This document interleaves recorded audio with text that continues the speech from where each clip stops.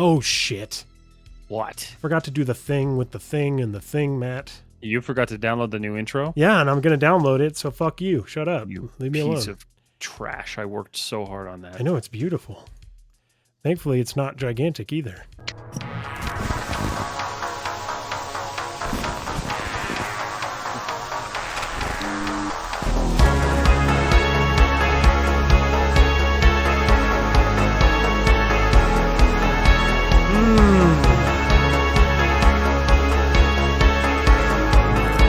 Are you kidding me? Are you kidding me? And the music continues going even when we're talking? Are you joking? Oh, good. So good. For those of you listening at home, I recommend watching this episode on YouTube. Nice. Welcome everybody. You know what? I have a whole little intro written. I'm just going to read it out. Well, hello there, kindly viewer/listener.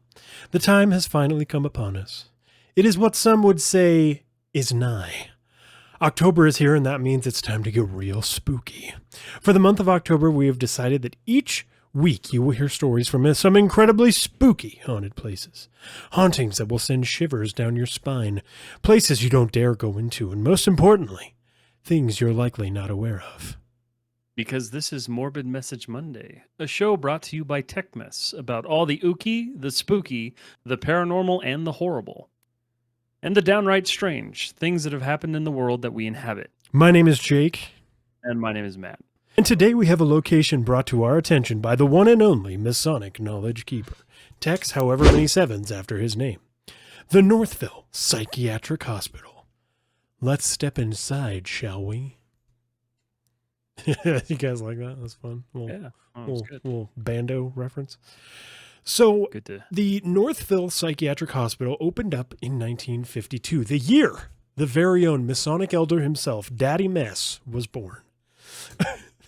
Just so you know, that name comes from Nicky Noodles. It does. Nikki, if you're here, thank you for that name. Now, the building was considered one of the best psychiatric facilities when it first opened. Because they used different methods of therapy than others did, right? They didn't have padded rooms. They didn't have locked wards. Many wards were actually open to to just roam. Right. And they didn't have bars on the windows or anything like that. Now, the first superintendent was named Dr. Phillip Brown. And Phillip Brown was actually known for some of his different methods when it came to mental health healing. If that makes sense. Mental health therapy, right? Right. So there were, okay, real quick. It consists of 20 buildings spread out over 453 acres of wooded, sometimes swampy land. The surrounding area's forest is known as the Evil Woods by locals, including Tex here. There were 25 initial patients who moved in 1952, but by 1957, there were over 2,000 patients occupying the hospital. So that's pretty intense for, that time period. That's a lot of people, right? That is a lot of people. Especially when this is still the time that people are treated like shit in these hospitals. Right. And those buildings weren't normally that big. So that's to be fair, this is a massive building. The A building, which is the main building, was 10 stories. Okay. And then the B building's another 9 stories. And then there's 20 total buildings on the property. I could see that. I could massive. see that fitting 2,000 people. Yeah. Oh, yeah. I mean, it could fit them, but it's not necessarily ideal considering staff to patient ratio. Right. The occupancy stayed at 2,000 until about 1968, when Dr. Brown, the same, began realizing his vision of a rapid recovery, which led to shorter stays. Northville's rapid recovery system came from being a pioneer using music, art, and other forms of treatment. Patients would learn to play music, put on plays, studied mechanics, and even worked in the facilities with the hospital staff. The hospital was actually almost completely self-sufficient with its own laundry, kitchen, gymnasium, movie theater, chapel, swimming pool, and even a bowling alley. All of these amenities were powered by a steam plant that supplied electricity via a network of underground tunnels. The underground tunnels? Oh my God. My God. The 10-story main building had a barber shop, a beauty shop, a photo studio, a massage room, a hydrotherapy room. This sounds nicer than most hotels. Yeah, this is like a resort. Come Good down Lord, to the man. Northville Psychiatric Resort Hospital is more like what I'm thinking here. I even had a steam room, EEG room, post office, and a morgue, which kind of have to have that, and even a dentist. Mm-hmm. Dentist? Life dude? was I mean, like, Yeah, life was actually pretty good at the Northville Psychiatric Hospital. but the good times never last, as we all know. Detroit in the 1970s began trimming mental health budgets, just like basically everywhere else in the country. I'm not going to get into that because that's a whole other can of worms to open up. But, Never you just know, politics, and we don't get into that. yeah, we on don't this get into show. politics here. I mean, maybe older politics I'm not against because Yeah, what's maybe past is older prologue, stuff. right? Yeah. What's happened has happened, Mhm. but I don't think anything current is ever going to be on our charcuterie board of No, content. God, no, please, no, never. Just keep it far, far away from me. Yeah. And essentially what this meant was that many hospitals in Detroit, specifically for like the mentally ill and the insane asylums, et cetera, started closing and reduced. And programs like Dr. Brown introduced, the revolutionary, really wonderful programs such as using music and art were Right. completely just annihilated. It actually led to treatments of high intensity psychiatric drugs. And well, that can never go very well, right? Yeah. Well, this is where we moved into the whole like treat it with a pill thing versus, treat it with normal everyday concepts. Yeah, And that absolutely. kind of sucks. It's really sad. It is. It's very Especially sad. because this place was literally like a damn mecca. If you had mental health issues, you could go there, you would be safe, you would be happy, you would be well cared for. Dude, you had a bowling alley? Like you Yeah, had yeah. everything, right? Right. And like It's like what a mental institution should be. Yeah, it is. It is like definitely a model of what it should have been and should still be, but like and it's sad to see that this was like one of the first real examples of like the healthcare system like degrading to a point to where we are today. Yeah, to the point, like you said, it's rough, Yeah. man. It's rough, but it's funny because like I started reading this and I was like, oh, this sounds like a really great place, and then it starts turning into this horrible game you have me playing right now, and that's Outlast for those of you listening. Cheers to that. Overcrowding quickly became more of an issue, and there were less resources available to the mentally ill. And at this point, Northville was more well equipped to handle about 650 occupants instead of the previous 2,000 that they had, which seemed like a lot, but apparently wasn't for such a large facility. Well, I mean, it is a lot. Let me just dip in.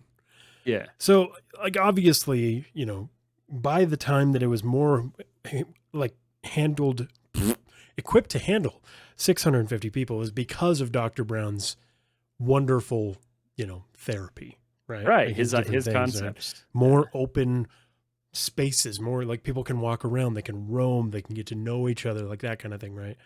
But when they did have the 2,000 people in there, this was a facility that was like packed. I mean, everybody had their rooms, but they were like together. You know what I mean? Right.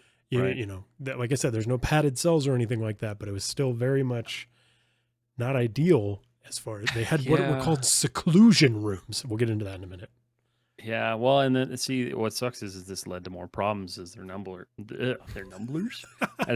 were well over 1,000 at any given time. So you're equipped to take care of 650, and you got 1,000 patients, and that's just there's too much. Yeah. But it was leading to patients being stuck, sleeping in the gymnasiums and hallways and all sorts of other things until rooms could be arranged. Well, and by the 1980s, budget cuts really ended up taking their toll. A series of investigative reports in 1983 found that the conditions in the hospital were like literally horrifying. Patients were sleeping in the ward hallways. People were chain smoking cigarettes, and all of them, the one thing they all had in common is they were all zonked out on psychiatric medication. Right. There were an unsettling amount of reports of rape, neglect, theft, assault, racism, and even death, both committed by patients and staff alike. Many patients died whether it be during struggles with the staff or at the hands of fellow patients or at their own hands, because suicide was also a big problem at this point in the psychiatric hospital. What a shitty fall. Oh, right. It just Awful. went from so good to so You terrible. can literally see the American dream in effect. Right. It's kind so of sad. It's so upsetting because you can literally see the problems of the United States weighing down on these people who just need fucking help, right? Capitalism at its finest. Oh, God, okay, we won't get too far into that. There was even a reported incident in which a group of nurses had a hand in the murder of a patient. And it's a murder. This isn't like a They physician-assisted killed him. suicide. This is a murder of a patient within the hospital, and the person that these people were hired to take care of. Right. And What another happened thing with that about Northville that made it so good was the patient to employee ratio, right? It was very good, but in the 1980s that dwindled because budget cuts were horrific. Mhm. Everything just started falling apart. Right. Despite many security measures, there were frequent escapes. People who lived in the neighborhood nearby got used to seeing escaped people running through their streets. And, there's nothing more exciting than seeing a dude in a hospital gown running through your backyard. Oh, yeah. And that's one thing they were doing was they were hiding in people's backyards. They were evading capture. And some of them were even found in local restaurants, just trying to grab a bite to eat. We're trying to grab a bite to eat.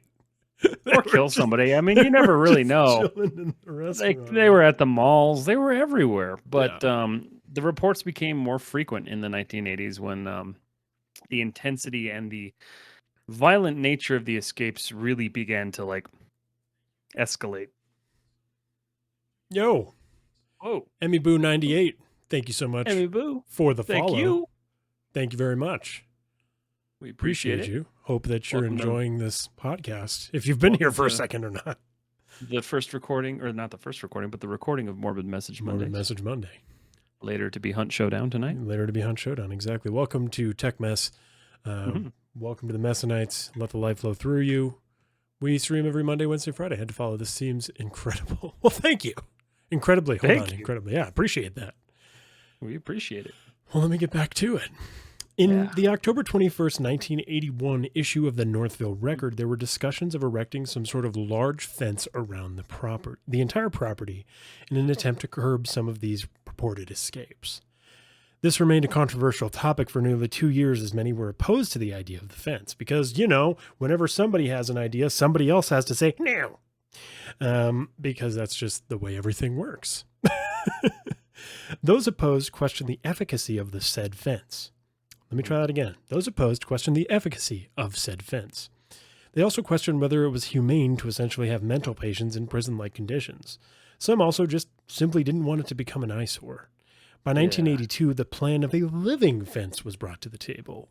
Basically, a fence covered in thorny growths from the woods to deter or at least slow down escapees. It's still going to be a fence, but it's going to be green, but it's going to have spikes in it. It's going to have thorns, right? Maybe it'll be pretty. All those people who are worried about the look. It's great. Just a giant rose bush. Yeah, literally. That's basically what they're saying. Now, this was to deter or at least slow down escapees of the hospital.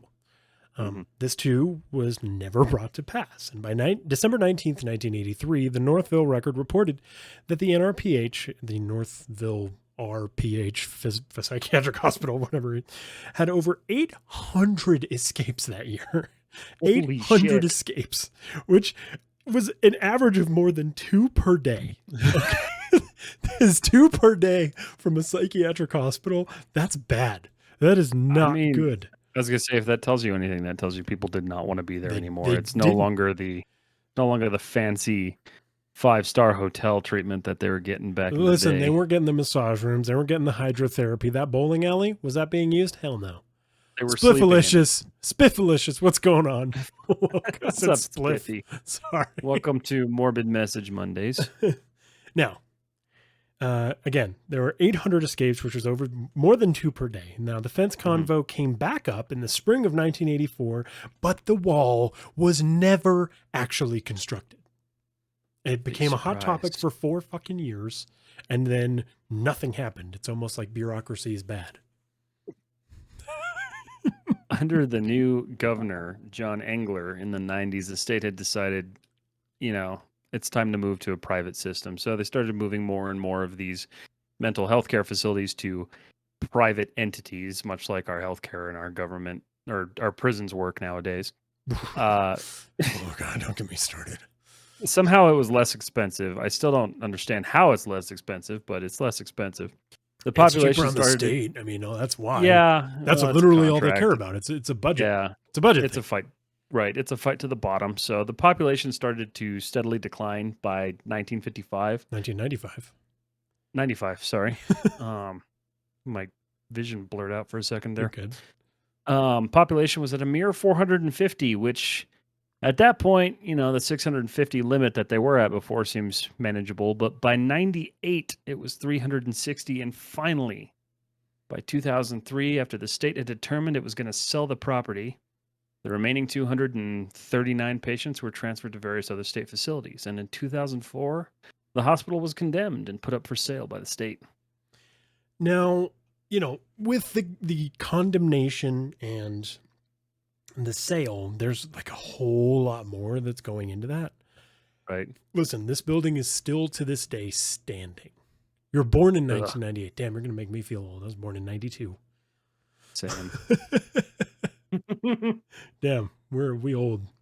Anyway, there was a lot that happened, okay, within this time. Right. It went through multiple lawsuits, but that's not really what we're here about. We want to get into the spooky.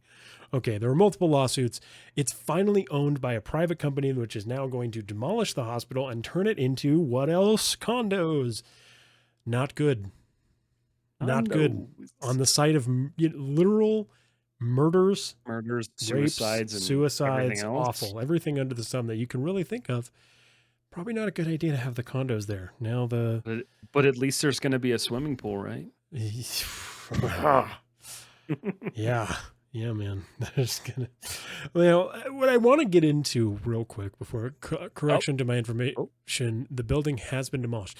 So what I saw was that one building, Building B, aka the 9-story building, was demolished.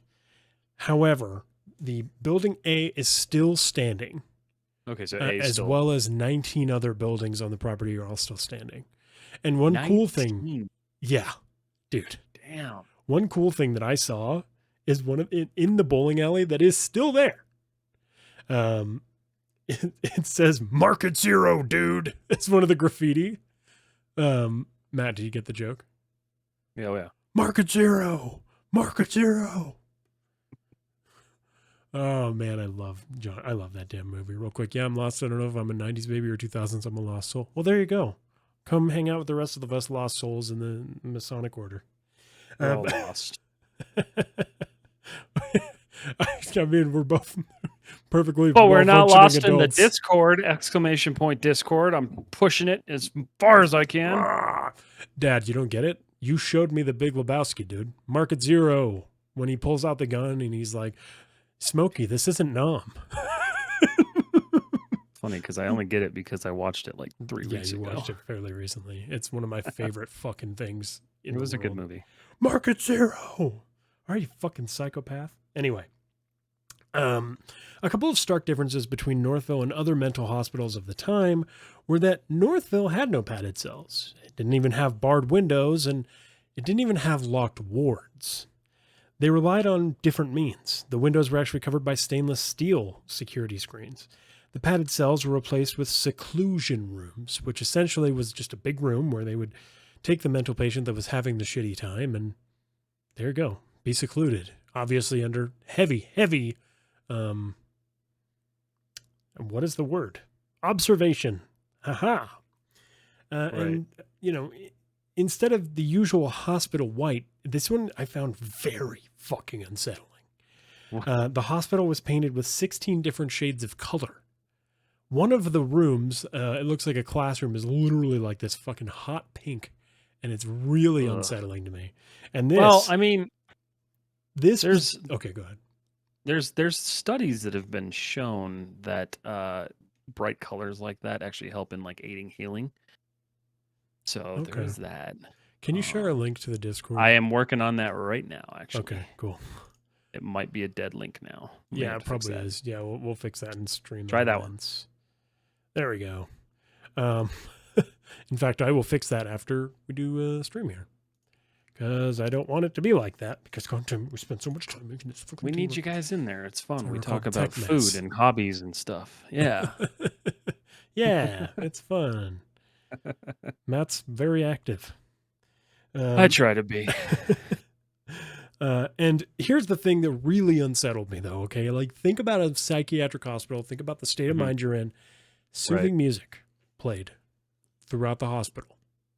Now, I'm sure to some that sounds wonderful. To me, that sounds like I'm going on a killing spree. Well, I mean, back when it was, a relaxing space, it made sense. But if they continued doing that when they were understaffed and people were murdering each other, then there's a problem. Can you imagine the scenes of just fucking brutal murders and people getting their heads smashed and like being murdered to the sounds of beautiful Mozart? Just a slow motion scene. You know what I mean? Like in movies when they have the classical music playing and there's just a dirty murder. I live for shit like that. Now, the hospital is covered in graffiti, broken glass, needles, and an unsettling amount of satanic altars and writings on the walls. I mean, like, a lot. Right. There are reports from our boy Tex here of footsteps in the hospital when seemingly no one else is there. Moans, cries for help. And these all break up what many have reported as an unsettlingly silent place. I mean, there's no sound other than you. Okay? Like very, very unsettling stuff. The general feeling inside is that of evil. Demons and ghosts and all the more haunt the halls. The 9-story building on the premises was demolished in 2018, but the other 19 buildings still remain intact to this day. So if you live in Detroit, I would recommend not exploring this building. As Tex was explaining to me earlier, it is very, very hard to explore. That's what you're about to say. I recommend you take a field trip. Yeah, no, very hard to explore. And, I would love to go find an abandoned building here in Albuquerque and like actually. I don't know if we have too many in Albuquerque now. They all get demolished too quick. We're like too efficient here.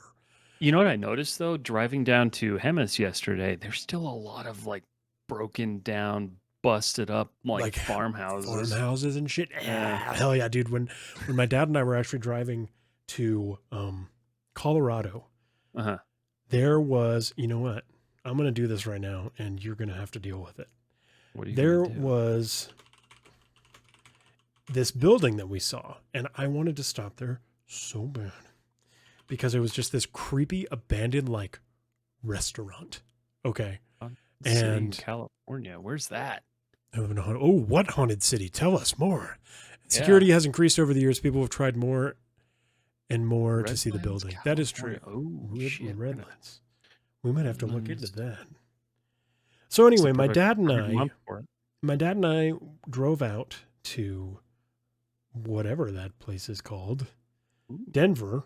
I can't think of it. And he came up with this wonderful idea that there was an entire underground city under this like guy's arts gallery. And I just have to share it with you guys because we had so much fun coming up with this. So here it is. This is my old podcast. It's called I Hope This Doesn't Suck. There's the link in case you want to check it out. That's the one about my dad and I. And I remember I'm looking at this. His quote was, "I bet it's filled with spiders, snakes, and small bears." Small bears. To which I went off on a tirade about what the hell is a small bear. Dude, we're gonna have to do this haunted Redlands thing. Redlands? Okay. Yeah. Look up Prospect Park. Okay. I did. I'm looking at it right now. There's a good chunk of stuff. I love a good spooky spook. I'm gonna add it to the Discord channel. Oh look, I'm so much brighter now. Okay, so we have episode 3 because we also have episode 2 already worked out, but we're not done. So in the evil woods, there is this hatch, okay? And it was a rumored hatch for a very long time until somebody actually found it. inside of said hatch, they found an altar with like a chalice and like a bunch of real spooky stuff. Very satanic in nature. Okay. All right. Now, again, when I was talking about the underground pipe system, I wasn't joking. This is real. Tex himself can tell us here. You have and to the pipes actually, just carried steam, right? They carried steam as power. Exactly. Okay. Now, Tex was telling me about an experience that he had in the, I guess it's like, this underground tunnel that has all the pipes. And all these pipes, again, they're shitting steam up into... They're shitting steam up into the... what's it called? Why did I say that? You just ruined all of your credibility by saying they shit steam. Okay. So the pipes are hot, and the general feeling inside of this area is that it's incredibly hot. Well, Tex told me that while he was in those pipes, like in that area, he felt an unsettling cold. That unsettling cold was not ever only felt by him either. Apparently, there's this theory of a ghost that exists within the pipes that never actually got out when they were trying to escape. They died of the overload of heat because it was all steam shitting into the asylum. Stop saying that. Shitting in. It was shitting right in. And when you feel the cool, that is actually the ghost saying, here I am, bitch. What are you going to do about it? I'm here. I'm here. That's What's up? horrifying. What's up? I mean, we play enough Phasmophobia to where I would never want to do that on my own. Okay, but, no. We almost did a ghost tour when we were I in walked up Texas. the shit pipe. I think that's what he's saying, Tex. No, I'm saying that steam shits in. Madness. Yes. Madness. You're the best. Yes, you did, bro. You went up the shitter of the psychiatric hospital. But yeah. Oh, that's too much. Folks, that's our first haunted place for the 30 Nights of Frights. Unintentional Morbid Message Monday. Right, an unintentional October-themed Morbid Message Monday, which we totally kind of didn't think about initially. I actually did. I came up with it today, oh, did you? Of course. I decided we're going to do so it was okay. So it was still spur of the moment, but it's okay. It works because we've got 30 Nights of Frights happening on our main YouTube channel, and this will be exclamation mark YouTube. Yes, please, and then for the love this of God. Will be up on the Morbid Message Mondays YouTube on tomorrow. On tomorrow, yes. On tomorrow. Tomorrow. That's when this will be on. That's when it'll be there. Exactly. So, folks, that ends our episode, the first of 4 hauntings for Morbid Message Monday. Next week, we have another submission from one of our lovely viewers known as Simply Super Dave. I'm not going to get too into it because I still link for Morbid Message Mondays for y'all. Whee! Ooh. But anyway, that's it, guys. That is the end of this episode of Morbid Message Monday. Thank you so much for hanging out with us tonight. Again, I have to say this every time. This is the outro to the podcast. Please don't go anywhere. We're still going to play games. We're still going to play Hunt Showdown. We're still going to. We go till 11 MST. Yeah. So, I don't even know what I just said. And cut that out of the podcast because it seems weird. Okay. But folks, thank you so much for joining us today for another episode of Morbid Message Monday. We hope that you learned something new about the Northville Psychiatric Hospital that is definitely plagued by ghosts, demons, and the like. Again, next week we're going to have another spooky ooky dooky haunted place. Spooky ooky dooky book. Yeah, spooky ooky book haunted place. So, without saying anything else, Matt, you got anything else for him out there? I do not. Thank you so much for listening and watching. Kindly viewer, you have a wonderful evening, day, whatever it happens to be that you're having, and we will see you next week.